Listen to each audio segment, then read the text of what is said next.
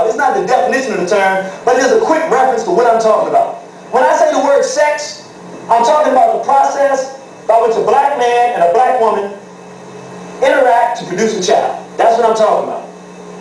When I use the term white sex or perversion, I'm talking about any sexual deviance and or sexual aggression deriving from Europeans that occurs between other than a consenting man and a consenting woman. That includes rape, homosexuality, child molestation, bestiality, orgies, anything outside of a black man and black woman together. The reason we do that is because we found that one of the strategies that whites use is they give all these labels to the stuff they do and it legitimizes the behavior. When in fact the easiest way to understand it is as black people, sex between a man and a woman, between Europeans, it can take on any type of form.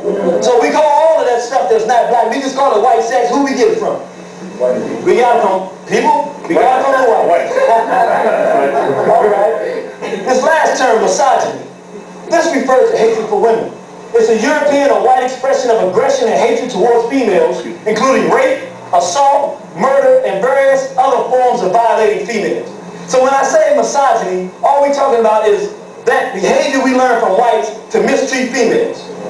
Alright, y'all clear? Yeah. Alright, we in this together, let's go on. Now we're going to talk about the black world and the white world dynamic. What we do, a brother named Sheikh Anta Diop talked about two cradles of civilization. And he talked about black people coming up in an environment that was warm and conducive. Now we're talking thousands of years ago. Conducive to cooperation and working with one another. And he told us that Europeans, the whites, grew in a cold and harsh climate. And so they had a very different view of the world. They were cultivated in a very different way. And in order for us to move forward here, we got to understand the difference between who we are and how we were cultivated as black people and the European. Now I don't want y'all to look and say this is what's going on today. But I'm talking about as a people, as a race, this is how we were cultivated and how they were cultivated. God was always perceived to be good and life-affirming, black and benevolent, God and goddess. For black people, our God concept always consisted of the masculine and the feminine, a man and a woman, just like it takes a man and a woman to produce a baby. When we saw God, we saw a masculine and a feminine, because what kind of God would not want to have a wife? What kind of God would operate and produce the universe, which is life, but there'd be no feminine principle involved. Right. We didn't see it like that. Right. The European, however, they had no concept of God. In fact, the closest thing they had is something for black people, the closest thing they had to something is a God concept. We would call it the Satan concept. And as we go through the lecture, we'll understand what we're talking about. Right. Black women were appreciated and valued by black men and are perceived as the black man's complementary partner in the journey of life. Yeah. In other words, brothers and sisters, historically, for the black man, when he looked at the black woman, he saw the woman who was going to be with him for the rest of his life, on this journey of life, involved in every facet of life. This was his partner. And so there was a very warm, loving appreciation between the black man and the black woman, because he saw her as the one that was going to be able to produce a child for him, the one that was going to be there to help him do any of the things that he wanted to do. This is who was going to comfort him. This was his partner. Whereas the European, white females, were hated for producing more mouths for Caucasian males to feed. Now, we want to talk about that for a minute. When the European walked out and lived in the caves and hills of Europe, it was a very cold and harsh climate. And in order for them to eat, the white male would leave the cave. They might not have eaten in 3 or 4 days, maybe a week, maybe 2 weeks. And when he left that environment, he would go out, and maybe if he was lucky, he would catch that Mongolian turtle. And he would bite into it right there. He didn't have anything to cook the meat with or anything like that. So he would bite into it right there, take it back into the cave where the white female was there waiting. And then he would feed her that, and if he was able to bring home something, maybe he could be lucky enough to engage in some type of pleasure. We call that, we might call sex.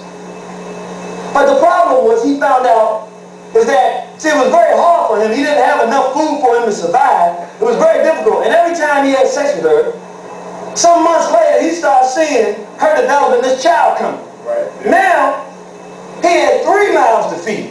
He didn't have enough food to feed one. Now he got 3. So for him, he developed a very sick kind of hatred towards the female, because he could come in and get this enjoyment that we call sex, but there was a trade-off. Yeah. Responsibility, another mouth that he couldn't feed. Right. And so it became a real dichotomous, hate-filled relationship for the female. Right. Now we go to the black women. The black men are loved and appreciated by black women, and we are perceived as the black woman's complementary partner in the journey of life. Black women looked at black men as producers. Wow, what would we do if we didn't have these men? That's right. They're always out here, they're always building something, they're always bringing in harvest, they're always having, thinking about something that could be a problem in the future and planning to take us around that. If danger comes, he'll run out there with a weapon or without it and protect us. Black women loved black men because black men were always there. We had a warm, soft, loving kind of relationship. White males were feared and hated for their physical abuse of white females, but heavily relied upon to produce for their family. In other words, the white male is the one that went and got the food. So the white female appreciated that. But at the same time, she was living under some of the most severe duress because at any time, because of the anger of the harsh environment, because of the lack of food, she never knew when he might flip. Right. She never knew when the type of aggression that we can't even imagine, or maybe we can imagine because we've seen it. When that type of aggression would just be unleashed on her, maybe she would die, maybe she and the baby would die, everybody might die. And so that's the kind of environment she came up in. Sex. Sex is viewed by blacks as an enjoyable means for procreation between a black man and a black woman. It is a sacred act which is taken very seriously all the time. In the beginning of who we are, the people, in the cultivation of our race, the only concept we had, only thing we had up in this thing we call a brain, was the idea of sex, was a consenting man and a consenting woman coming together, knowing that this could produce a child. So we didn't play with it because we never thought of the idea of playing with it. This just was the very makeup and the cultural makeup of who we were. So it's not a long discussion to have about sex with black people because it was between a man and a woman. It was something that could produce a child, and we enjoyed it, and that was just part of our life as a people. But this is what I want you to pay very close attention to when we're talking about the whites. Sex is viewed by whites as an enjoyable means of pleasure between two entities, regardless of sex, age, and or species. Let's talk about the prehistory of the whites in the caves and hills of Europe. The white male didn't only learn that if he had quote-unquote sex with the white female, that it could produce a baby. But the white female had to do some thinking too.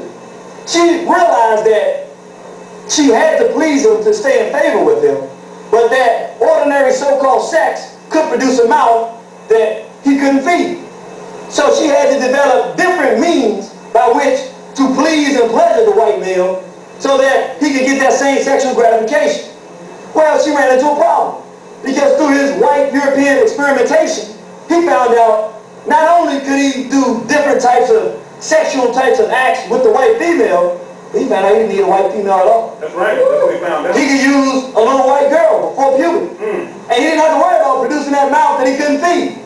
He found out that he could use a little boy. Yeah. He didn't have to ever worry about producing a mouth he couldn't feed. He found out that if he was with man's best friend, or I should say the white male's best friend, who he says is a dog, but if you talk to an African, we'll definitely tell you the black woman is the black man's best friend. But the cracker doesn't say that. The European says the dog is man's best friend. That's because he did a lot of things with these dogs, and he still does a lot of things with these dogs. But this is what cultivated the white race. This is the history that they came out of. Now, I'm not just going to say this to you. That wouldn't be good, would it? But I just came up here and made these accusations. Unfortunately, like I said, I can't even show you half the stuff. But let's just go so that you know that it's not conjecture. Let's go to the history sources of the whites themselves where they tell us about how they came to develop as a race. Before we go there, we talk about black people. If you want to know what the people think of themselves, look at their art and look at their philosophy. That's right. That's right. Their philosophy is how they explain, and Africans are the ones who started philosophy, who they are and what they believe in. That's right. And their artwork shows you how they perceive themselves. Here you see the black man with the little girl, a very warm, nothing bad about it, a very warm, soft type of way that we view ourselves. Even today, we're trying to see ourselves as who we are. You see the sister with the little boy, a mother with a child. You see the brother with the sister. He's not forcing himself on her. No. She's happy to be where she is. He's happy to be where he is. Right. They're enjoying the moment. And so I say that prior to European invasion, prior to us coming in contact with whites, this is all we had in terms of our concept of black love and of what we call sex. Now let's go into the real part of the lecture. Come on now. Let's talk about white sex, or what we call perversion. Sex is viewed by whites as an enjoyable means of pleasure between two entities, regardless of sex, age, and/or species. Now you see, this is gay at Disney. And you see the Europeans, how they standing and enjoying, the males enjoying one another's company. I don't know how to describe that. And the thing, you probably looking down here, you're saying, what's this thing down here? That's how this European called himself Eminem. And he's with some kind of green monster. And look, don't ask me what's going on. I'm not no European. I don't know. I just know I saw it, and he's not a male, he's not a female. It's a green thing, and he's doing it. I said, this really represents what they come from as the white race. But let's go deeper. Let's talk